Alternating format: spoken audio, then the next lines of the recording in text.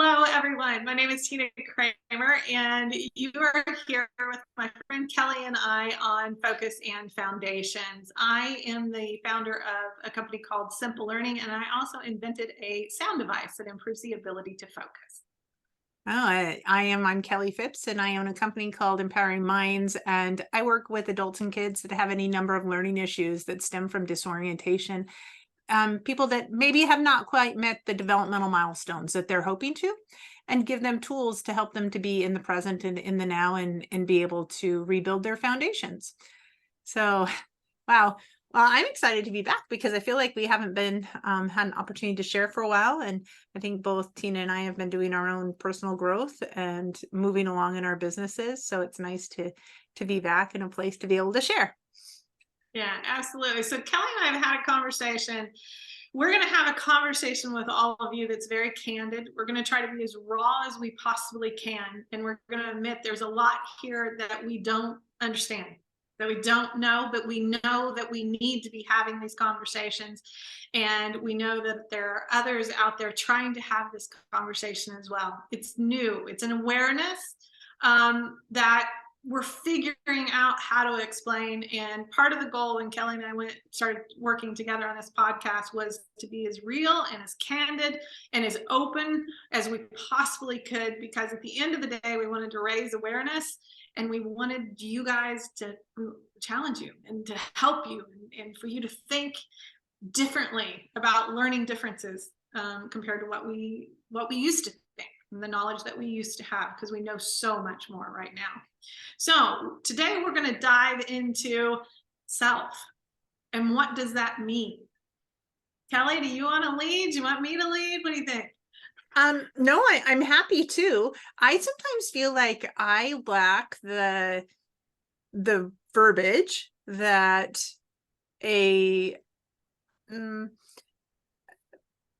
how do I put it? I sometimes feel like I'm a little naive. Okay, so we'll just say that straight out. And most people will agree that Kelly, you're a little innocent, a little simple. But it's how I can manage and make sense of the world, is from a place of simplicity and from as basic as we can go. And so when I think about self, myself, I have to recognize that I'm more than just the shell that I am. There's more to me than my body. And so, and that's, if that's true for me, it's true for everybody. Everybody we have a physical body. It's what roots us in time and space. But then we have an imagination, we have thoughts. We have that thought process. And sometimes we're caught in our imagination. And when we're caught in our imagination, we have no clue about our physical body. Okay? It's like it's its own thing. And then we have energy. We have our essence, our spirit, our soul, whatever you want to call it. That's a real part of who I am. And my emotions lots of times are pulled by my energy. And I'm pretty emotional, just saying. That's part of who I am. Okay, so what I have come to learn through time and more of my exploration of myself, and then with the clients that I work with and the people that come to me, right, is that I need all three parts of me to be present in the moment, in any one moment, to get the full life experience I'm supposed to get. And if I don't have, for whatever reason, my physical body is here, but my mental activity, my thoughts, my imagination are somewhere else, I'm only getting part of my life experience. And same thing, if my energy is caught somewhere else, then I'm only getting a part. And I need to know how do I bring myself fully present? And the more I'm fully present, the more I realize who I am. What I'm all about. And that's what I think everyone needs. They need to know what is it that's all about them. And so that they can understand themselves better. So when I think of self now, I realize that self is my body, my mind, my energy, together. All three parts of those things together, working in harmony, I guess, really together. Yeah, I like that word, harmony. Now, so when we're working with clients, we work on this self, this identity of self, and helping people understand. And then we look at the physical body, we look at the mind, and then we look at the energy. If you're a listener, oftentimes it's body, mind, and spirit. However, for us, we're saying body, mind, and energy. So we have clients that we run into that do not have an awareness of all three. They spend a lot of time in their imagination, and so the laws that govern the physical world are non-existent for them. Then we meet people that have a knowledge of the three. However, how they're experiencing the three is from a different place. Now, that's me. So I'm going to share a little bit about my realizations. So I was sports oriented. I was a good athlete. So I knew where my physical body was in space and time. I was a kid that could catch the ball. I was a kid that could hit the ball. I was a kid that could run, and throw the ball. I could do all of that stuff. However, the way I was doing it was from a different perspective. Over time, I've come to learn and understand when I was younger, I was actually doing all of that from a place up above myself, out in front of myself. And I got really good at doing all of that from that place. But I didn't know I was there, and the people that loved me and was trying to teach me didn't know I was there. So when somebody would ask me questions or they would teach me something in relation to those three, I'd be like, yeah, I totally understand. Now, it was because of I started doing this work, and I started experimenting, and I started looking in very non-traditional places to find answers for learning differences. And I had an individual I worked with that had me do a guided visualization. And in this guided visualization, I was walking along a path, right? And then there was a lake to my right and trees to my left. And I was going through this process. And they had me put, because I love dogs, and I've always had dogs, they had me put the dog in the picture with me in my imagination to my right. And they made the comment, see the dog from your perspective of your body. Now, I've been doing quite a bit of this work, but all of a sudden it was like, bam, I was in my physical body. And that was my first memory ever of actually being in my physical body from the correct perspective. Now, I'm going to stop right there. Kelley, how do we explain that to people? Well, okay. So I have had a similar experience in that not realizing where my center is, right? And Right. knowing that people are made symmetrical, right? We are symmetrical beings. So if you were to cut us in half, in general, we have two eyes, two arms, two legs. We have two pieces of our lungs can be split, that type of a thing. We should be pretty symmetrical. Our organs don't quite go exactly where they're supposed to go, but in general, we're symmetrical beings. So one would expect that we would have an understanding of center, right? Where the middle is. And so in growing up, I was an individual who also was athletic, although it took lots of practice to be able to get there. But I could catch, I could hit, but inconsistently.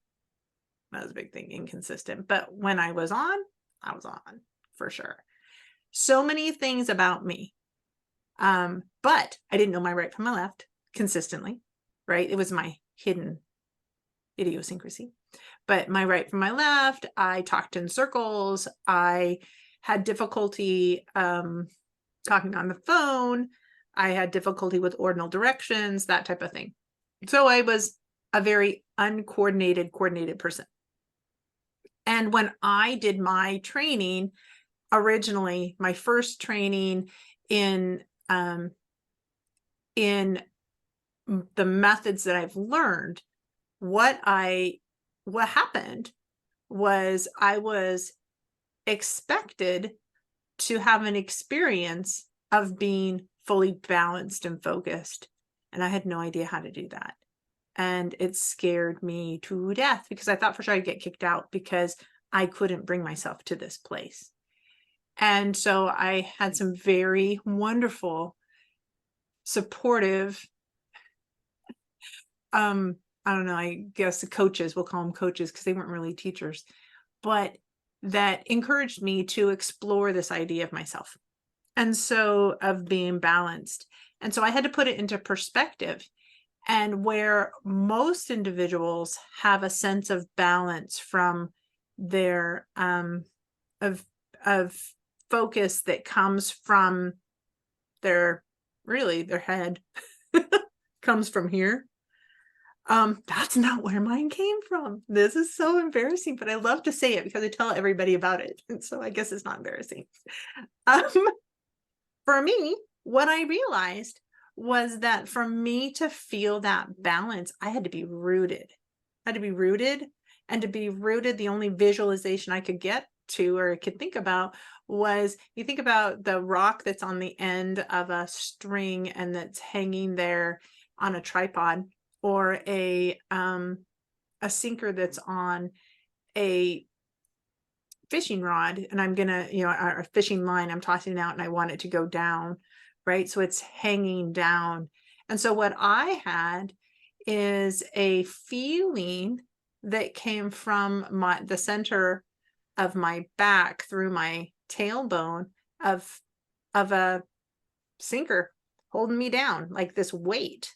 And once I got that feeling, I was like, oh, wait a second. I know what this is. And all of a sudden I could balance and everything, all my confusions went away. And then I had to address them to get my right and my left and all that stuff to work consistently because I'd created habits around that. But all of a sudden I knew what center was. And it was so weird because I wasn't looking for it, but I was wanting something different, right? And it happened. It happened because I was being guided to explore this part of me, and that's what happened for me.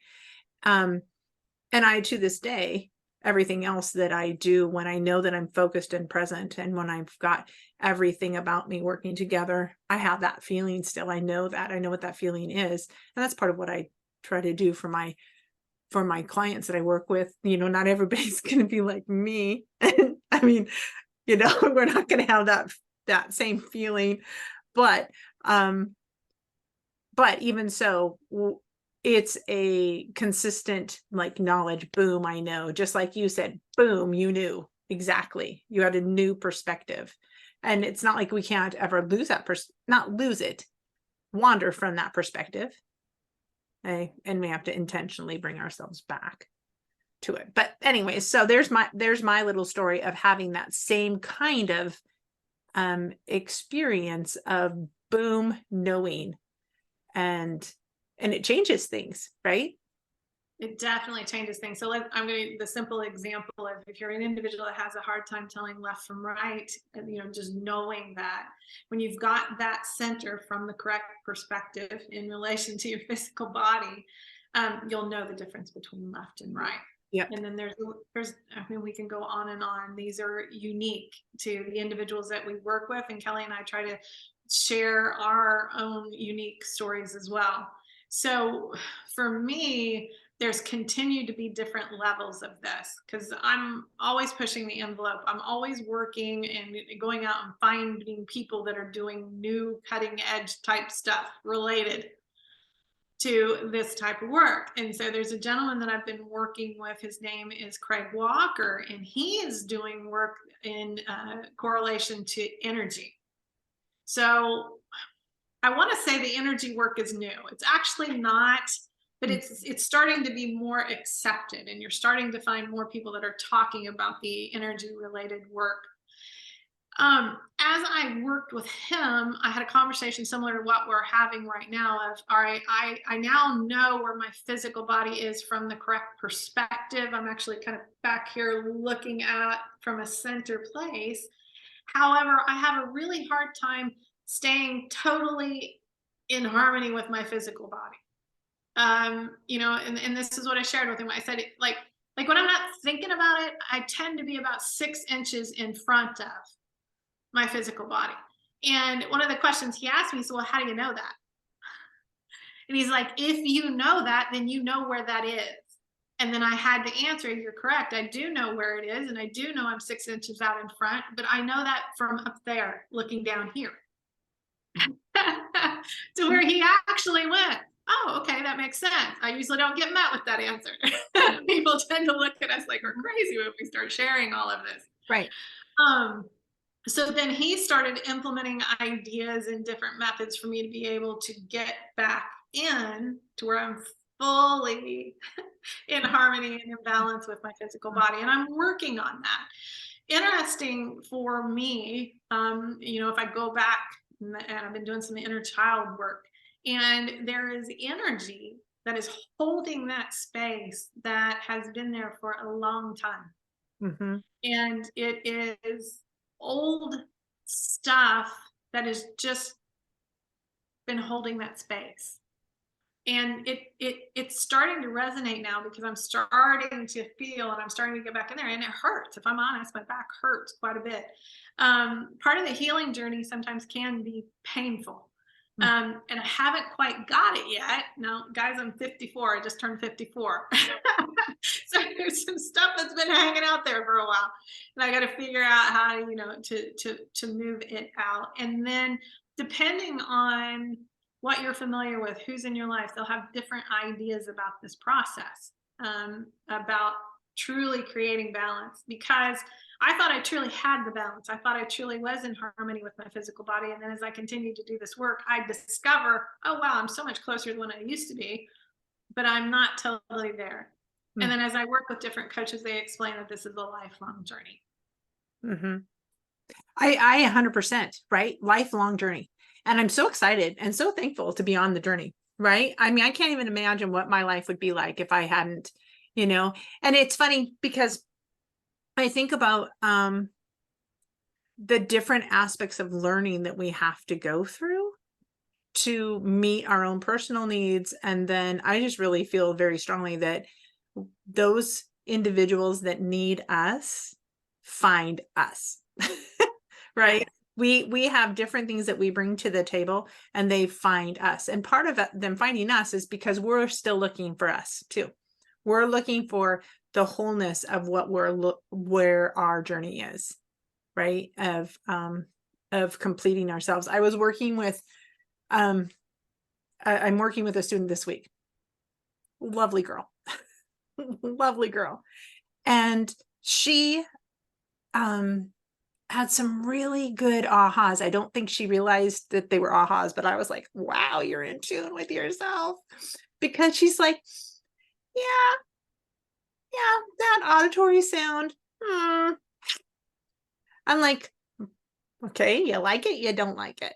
And she's like, I don't like it. She goes, but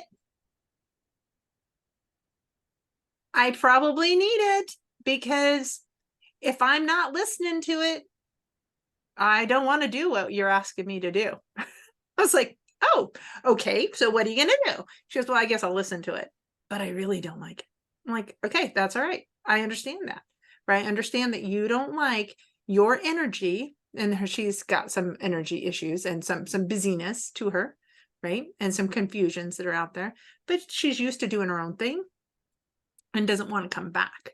Right. So I mean, I'm telling this story about her because we know what we need.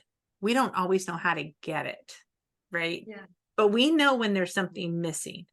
We know when we want to change, that we want something to change, but we don't know what it is we need to change. We don't know, because until you've actually experienced what could be different, or knowing that there could be something different, you're stuck with whatever you're aware of, your own personal perspective in life.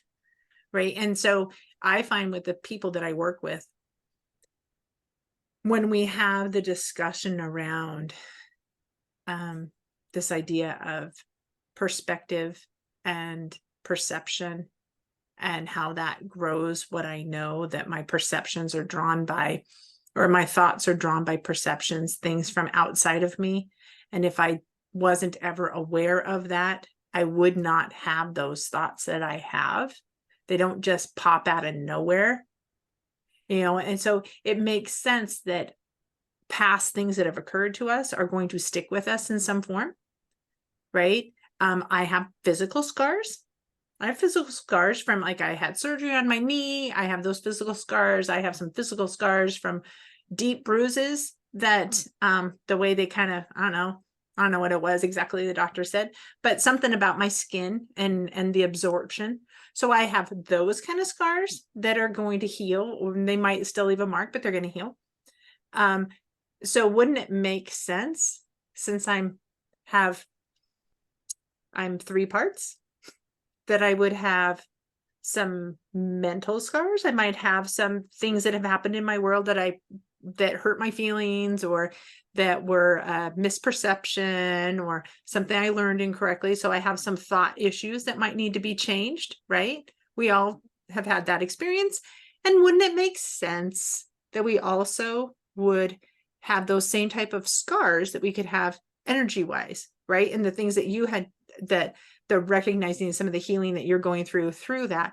I used to be afraid of the whole energy thing, because I personally, hey, from my perspective, energy is an exploration that it was always a little I dangerous. think it still is for a lot of people. Oh yeah. Well, and Yeah. I think that that's fair, right? Because there is some stuff that you have to go, let's be careful about that. But I think that sometimes you have to be careful what the intent behind things is, right? Yeah. And so when our intent is to heal and to help someone live the best life that they can live, then you can feel confident that where you're at is in a good place, right? Well, and I love that you say that. I have had some amazing counselors and some amazing coaches. Like I said, I'm out there now with a fair amount of confidence, pushing the envelopes and working with people that are at the cutting edge. But in my own personal journey, I know when I first started, there was a counselor that I worked with, and she didn't understand learning differences. She just didn't. She had no understanding.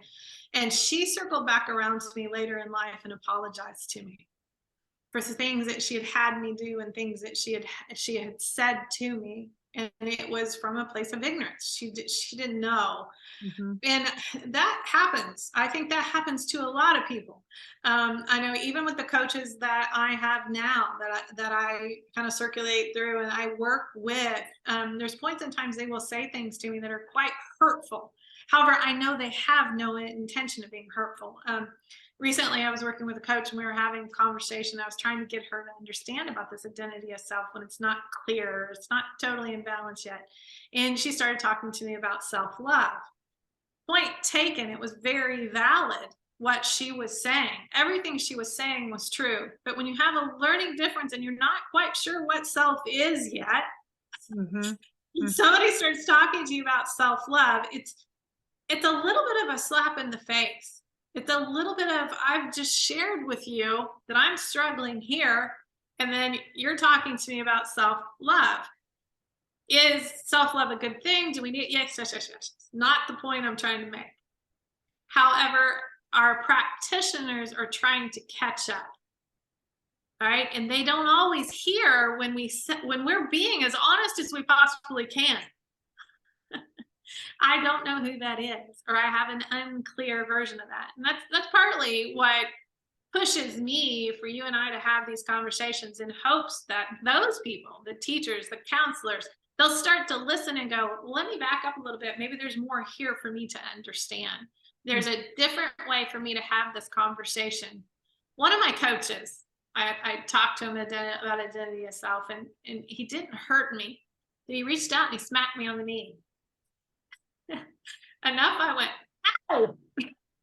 And he goes, well, if you don't know who you are, how'd you go ow? And I'm like, that's not the point. That's not the point at all.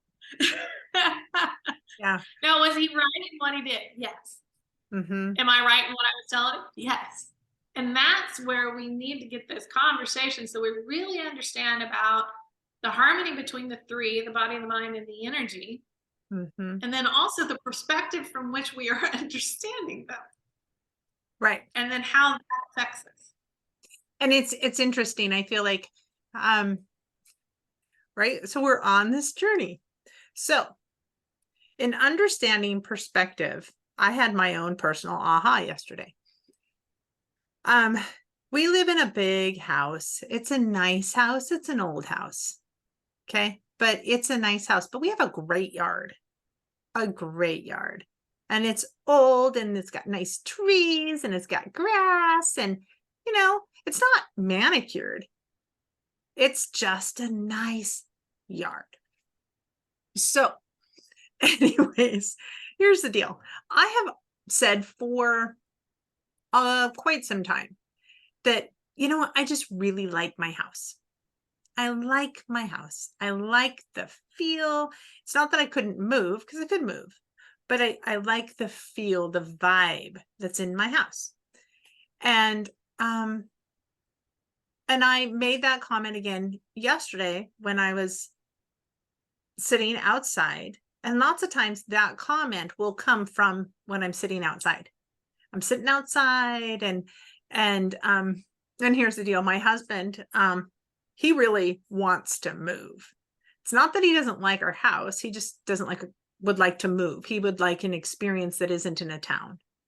And we live in the middle of a town. And so, it used to be that I would say I like my house and he would have well, I like the country. You know what I mean? That type of comment. And it would always irritate me. So last night I said that no one said anything at all. And I'm just enjoying being outside. Right. And it dawned on me this morning. It sounds so weird when I say it now, but it dawned on me this morning. It's not that I like my house. I like my yard. And it's like I was seeing and I was saying what I was seeing, but no, I like my yard, which means that's where I am. I'm not in my house. I'm in my yard. I like that, which sounds funny as you're talking about self-love. To me, as I kind of make that analogy, it's like, wait a second. I like me. I like me, who I am, right? I like my journey. I like what I'm doing. I like being able to be quiet. I like that. I even sometimes like the fact that I don't like this, don't get me wrong, but there are holes in our yard from a dog. Okay. So I don't like that, but that's part of the experience of my yard.